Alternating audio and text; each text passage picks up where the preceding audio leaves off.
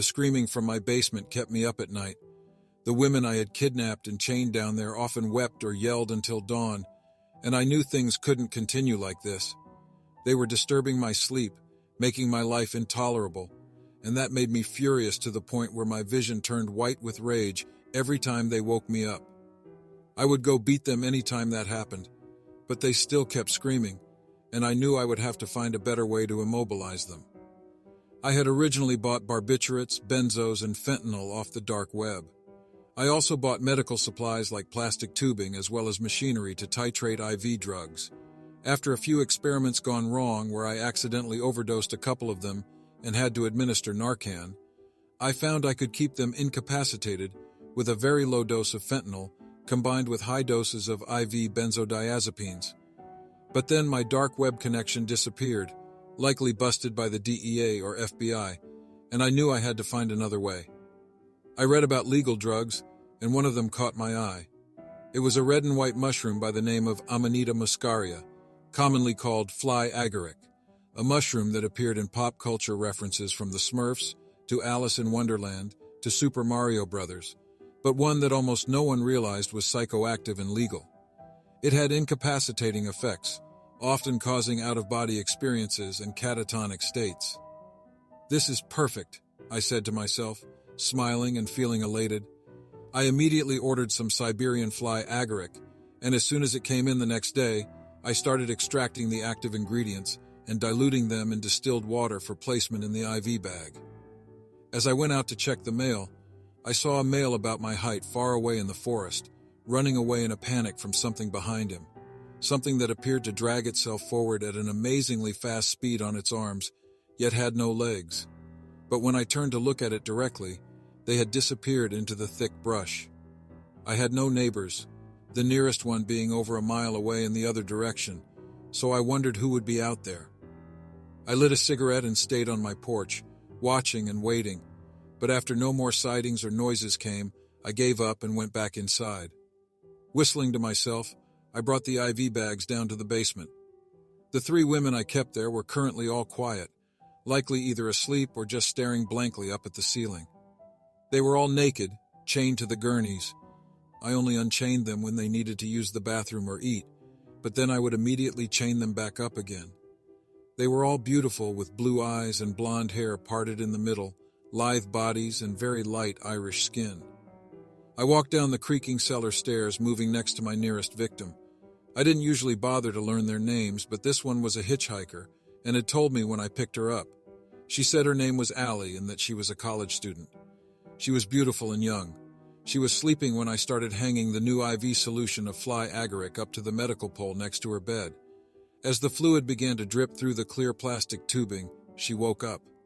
Her deep blue eyes regarded me with hatred for a moment. Then she turned away, not saying anything. Her face had a look of hopelessness and despair on it that I had seen dozens of times before. Whenever any of my victims neared the end of their lives, that kind of vacant, hopeless stare was all that was left on their faces, sometimes accompanied by tremendous pain and fear, sometimes accompanied by acceptance and peace. Whistling to myself, I began to walk around the room, checking the other 2 women for infections, making sure their chains were tight and that they were still alive. I was about to grab the padlock key to unchain them one at a time, letting them use the bathroom and get some food and water quickly so I could keep them alive longer. But then something started to happen from underneath Allie's bed. I heard a deep growling sound. Spinning around, I saw Allie's pupils had expanded to cover her entire iris. Her eyes were staring blankly past me with a 1,000-yard stare, and the room seemed to shimmer and glow around her. Underneath her bed, I saw a face with dozens of glowing white eyes staring out at me from the shadows. I backed up slowly, reaching into my pocket for the switchblade I always carried on me. It used its front limbs to crawl out, leaving a trail of reeking blood behind it and filling the room with the smell of iron and rot. The monstrosity looked like it was rotting from the inside. Its skin fell off in fetid bluish-purple layers, and its mouth was full of blackened teeth embedded in sickly brown gums, but its dozens of eyes were what truly caught my attention. They were all blue, just like the eyes of my victims. Some were icy blue, like an Alaskan lake, while others were the deep blue of a tropical ocean. To my horror, I could even recognize some of the eyes, and which of my previous victims they had belonged to. It dragged itself forward at a tremendous speed using its arms, with exposed muscle and bone showing through the worn, decaying layers of maggot-infested skin that covered them. It had no legs, but only bleeding stumps that left 2 thick trails of blood behind it on the floor. It had no clothes on, but the decay and constant squirming of maggots and insects in its body gave it a unique covering all its own. "You can flee," it said to me with dozens of overlapping harsh voices. "But I know you better than you know yourself. You think you are evil, but the true evil is coming that will tear you to pieces. Run!" The last word was so loud that the entire cellar shook, sending clouds of dirt falling from the ceiling, and I turned and ran up the stairs. I heard a rapid scuttling, dragging sound as the monster behind me gave chase. Oh no, oh shit, oh no," I said to myself quickly as I ran right through the cellar door, not even stopping. It slammed against the wall, shutting itself again from the impact as I passed by. I ran out into the kitchen and towards the front door, which I always kept locked with 2 deadbolts as well as a knob that locked. I was serious about my security, but right now it was working against me. My shaking fingers quickly undid the 2 deadbolts as I heard the monster break through the cellar door. "Jack!" it said to me, dragging my name out as it slid on its belly behind me. I had just gotten to the last lock, the turnkey on the doorknob, when I felt it grab my leg. I kicked back as hard as I could, smashing the bottom of my steel-toe boot directly into its face through pure luck, and felt the knob turn suddenly. I flung the door open, but just as I was running through it, I felt myself pulled back by the grasping arms of the eldritch monstrosity behind me. It spun me around to stare into its rotting face. I felt like I could do nothing for a moment but look into those countless eyes. Then, with a superhuman speed beyond my vision, it rapidly bit my right thumb off with its blackened teeth. For a moment, there was no pain, just shock. I stared down at my spurting hand, the blood soaking into my white shirt. Then a fiery burning sensation shot up my arm. Screaming and thrashing, I fell back through the door, kicking with all my might at the thing's eyes and face. But though I made contact over and over, it just started laughing, a demonic and deep sound that rattled the windows and doors of the house. Laying flat out on my back on the porch, I began to scoot backward as fast as I could while it came towards me. Fumbling in my pocket, I found the key for the deadbolt I kept on the basement door, pulled it out, and unthinkingly shoved the piece of metal into the center of its eyes. It made a direct hit into one of them, sending warm, vitreous fluid covered with squirming maggots shooting out onto my left hand. The smell was so pungent, and the sensation of the insects so horrifying that I started to gag, but it bought me enough time to push myself up and begin sprinting into the woods. I held my mutilated hand with my good one, wrapping the cloth of my shirt around it to try to slow the bleeding. I knew if it kept spurting like it was, I would begin to lose consciousness from the blood loss. Then that thing would have me. The daylight was growing soft and weak as the sun set, but it was enough to see the brushes and brambles as I ran blindly ahead. After a couple of minutes, I came into a clearing, where I saw myself standing in the center of the field. I stopped suddenly, looking behind me for the creature, but there was no sign of it. Then I turned back to myself and started moving forwards. I saw he only had one shoe on. "What the fuck is this?" I asked loudly. My doppelganger only smiled at me.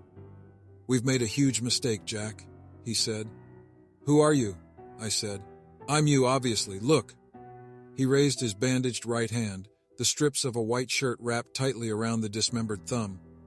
How is this happening? I felt like I was about to wake up at any moment, as if I were trapped in a nightmare. "You didn't do enough research into that drug you gave the young woman," he said to me. "Not only did you accidentally kidnap and torture a psychic who has supernatural powers, but then you gave her a drug that causes time loops and out-of-body experiences.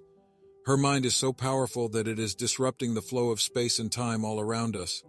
You are caught in the same loop now that she is subjected to inside of her nightmare state." I shook my head. "That sounds impossible," I said. "There's no such thing as psychics. Before today," he said, "we also thought there was no such thing as monsters. Yet didn't you see the one who bit off our thumb? It had the eyes of every girl we've killed. She has recruited their spirits and pieces of their decomposing bodies to reform into a vessel for justice. You're being hunted and you don't have much time. You have to listen to me and stop asking questions." I nodded at him and he went on. "Your only chance now is to run out the clock. That drug, the fly agaric mushroom, only has enough active chemicals in that one bag to keep Allie in a time loop for 20 or 25 hours, depending on how fast the drug begins to wear off when the IV bag is depleted. If you can survive the entire time, you might be able to make it out of this alive. Her powers should start to fade back to normal once the drug is dissipated." He turned, looking. "Did you hear that?" I was about to respond, saying that I didn't hear anything, but then I realized I did hear something. It sounded almost subaudible, like the tremors of an earthquake deep underground just out of the reach of human hearing. But as I listened, it grew louder, and the ground started to shake. Thousands of black, decomposing hands began to reach out of the ground, sprouting from the forest clearing like rows and rows of corn stalks, and I screamed in terror. I was much closer to the forest than my doppelganger, so I began to back away rapidly. Some of the hands grabbed at my jeans and shoes, and I lost one shoe in the process of escaping, but within a few seconds, I was back under the cover of the trees. My doppelganger wasn't so lucky. He tried fighting, kicking at the nearest hands and pulling a switchblade from his pocket, which he used to begin stabbing and slicing at the dozens of hands that now grabbed his legs, feet, and torso. I saw black liquid dripping from the slices he made, but the hands were totally unaffected. They began to return to the earth, dragging him down with them. He shot me one final terrified glance before he disappeared beneath the ground. "Found you!" a monstrous gurgling said from behind me. I turned around and saw the monster there, one of its eyes deflated and still dripping. Its mouth opened in a grin that stretched across its face like a Glasgow smile, its cheeks ripping open from one corner of its face to the other as its grin kept widening. "Please, leave me alone," I said, using my good hand to pull my switchblade out of my pocket. "I don't want to hurt you, but I will if I have to. I have no fight with you." The thing laughed, a deep and disturbing sound that echoed through the rapidly darkening forest. "You killed me over and over," it said, "and now I come to repay the favor." "A life for a life," the ancient said, "but your debt is overdue. You have only one life to trade, so I'm going to make this fun for us. You can have a 60-second head start." I turned around and sprinted blindly across the forest until I eventually found an abandoned shack. I took out my phone and tried calling for help. I called 911, but the only voice that came through was the voice of the monster, gurgling and laughing.